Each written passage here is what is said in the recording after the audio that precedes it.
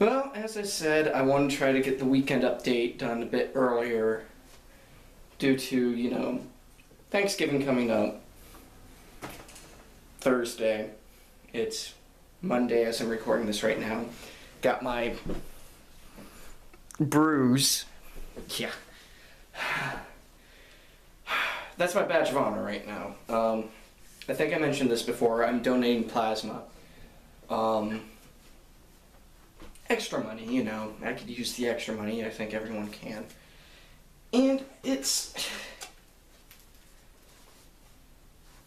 helping other people, That's the way I'm looking at it. Yeah, it hurts for a bit, but what's hurting for a small little bit compared to helping hundreds, if not thousands of people?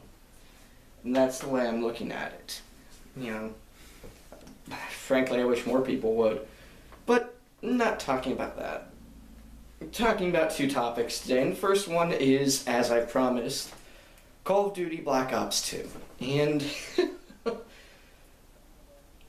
this is a first for me. I'm adamantly not a fan of the Call of Duty series. I haven't been a fan because of since, say, Modern Warfare. Mainly because how they advertised for it. The most realistic war game ever made. 2 minutes into it, I'm calling bullshit. Not even that. I press the start screen, I'm calling bullshit. I think the most realistic war game I've ever played is Spec Ops: The Line. I know someone's commented on the Medal of Honor review about it, and yeah, the game Spec Ops: The Line is a phenomenal game. It's one of my contenders for Game of the Year, compared to, or next to, Dishonored and, wow, it just hit me, that's pretty much it. For now, at least. Till Far Cry 3 comes out, don't know how that's going to turn out. But, Black Ops 2, like I said, it's a first, because I actually agree with critics. It's a damn good game. Instead of focusing on the main story of Black Ops with Alex Mason and the numbers stuck in his head and trying to figure out what those are all about, you focus on Alex Mason and Frank Woods trying to find Raul Menendez, and in the future, Mason's son, David, also known as Section, which, I gotta say, Section is the most dumbass call sign I've ever heard for a single person. But anyway, Section has to find Raul Menendez in the future, like 2025, something like that. And, it's the standard run and gun Call of Duty gameplay with a bunch of twists. Not a few. A lot. First part that stood out was the second level of the game, where you're climbing a wall and then rappelling, not from up and down, but from side to side. You're swinging, and then you have to swing the other guy, and that's how you get across. It was wild, and I'm like, okay, how's the game going to top this? Not 2 minutes later, I'm using a wingsuit to glide down to the landing zone. Which I thought was a lot of fun, if not vertigo-inducing fear of heights. Yeah, my shirt keeps on going down. Trying to think. Cloaking suit you find in the second level, too.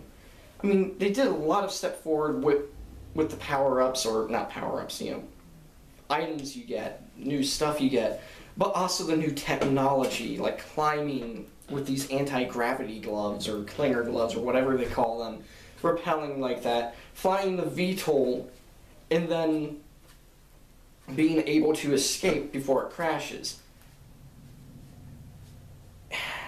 That's not my favorite thing about this game, though. I mean,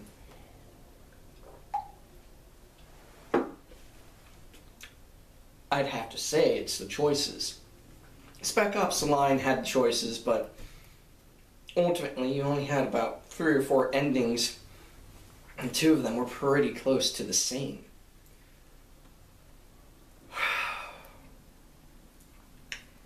This one has 3 big choices that you can make in the game.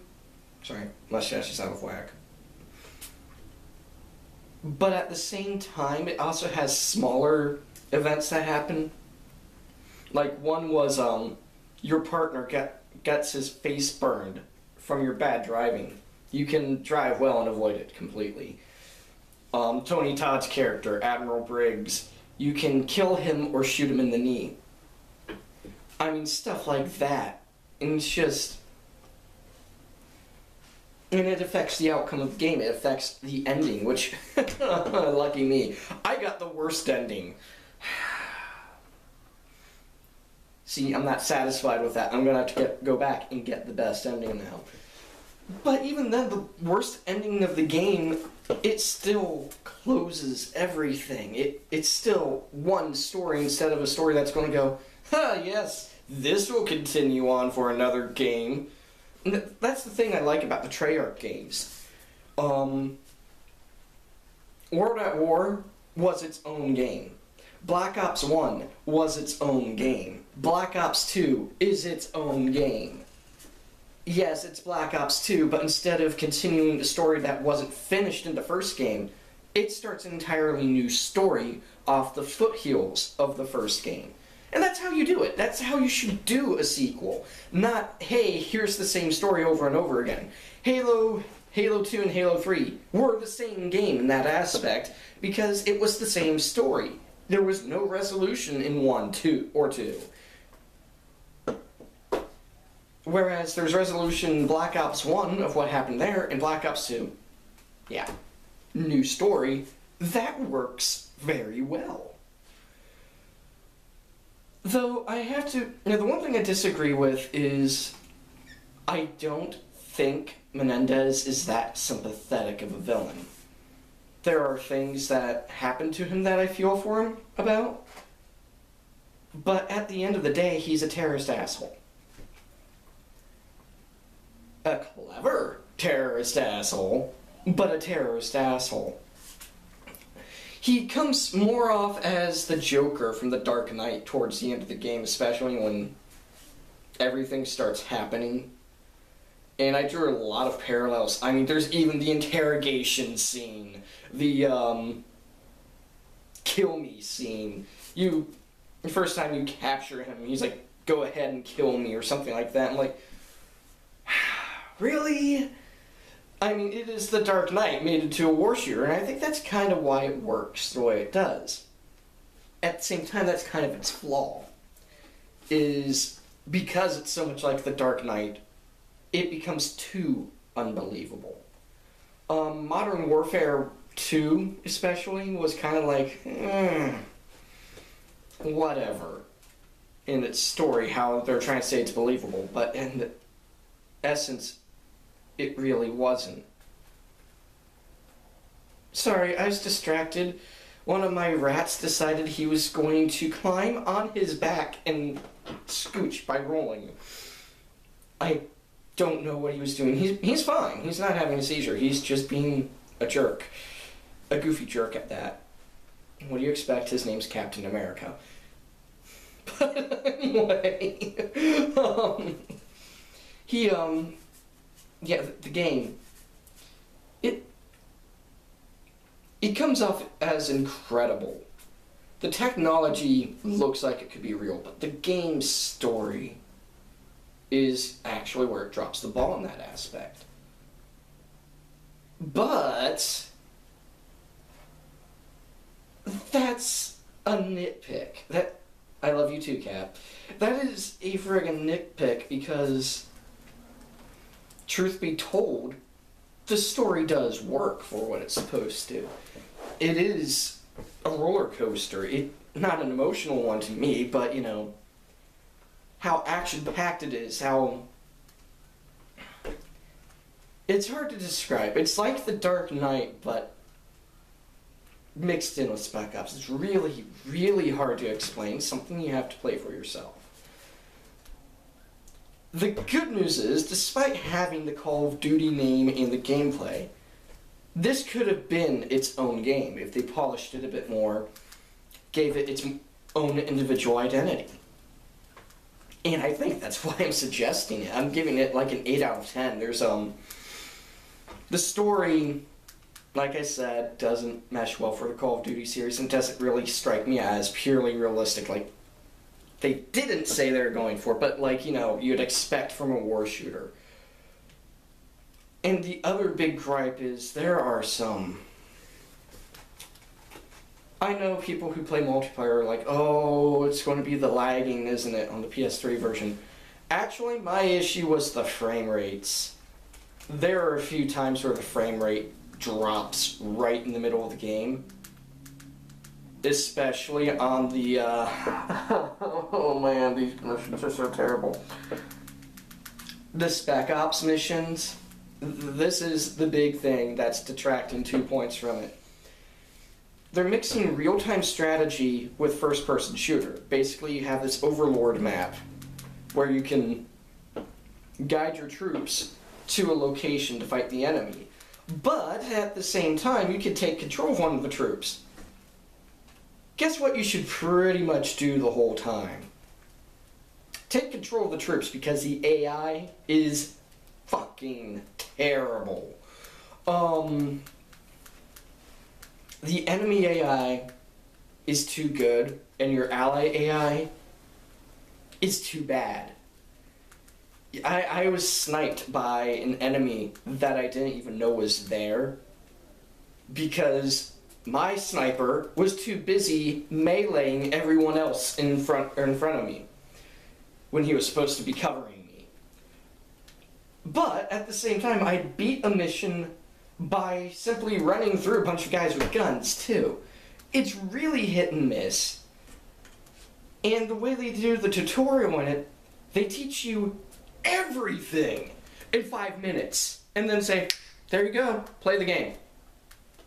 Now, this isn't the tutorial for the main game. There is no tutorial for the main game. They realize, hey, if you're playing this, you've probably played the rest of the series. This is the tutorial for the spec missions, where you have to give orders out. You have to go to the Overlord map, or so they say.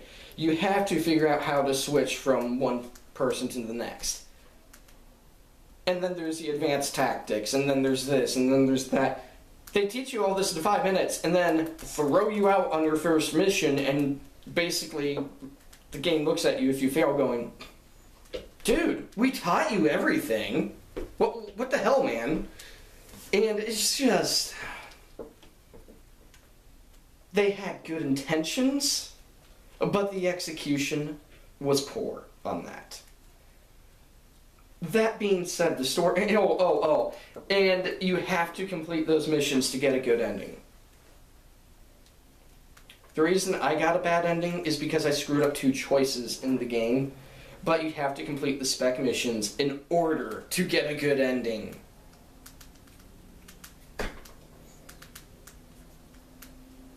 Yeah. Yeah, I know.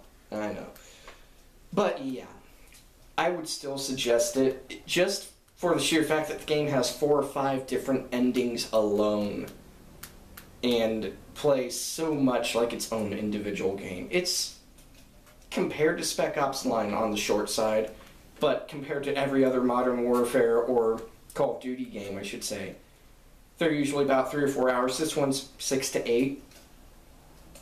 If you play through the spec missions, which, that's pretty damn good size. That's a pretty damn good size for a first-person shooter, especially an annual one. I'm hoping Treyarch really, not just steps it up, but looks at what they did with this game and goes, okay, here's what we could do to make it better. Because there's a lot of potential in this game, and it's definitely worth a playthrough. Anyway, I'll take a break. I gotta feed the rats back here. When I get back, I'm going to talk about something a little goofy. Stay tuned.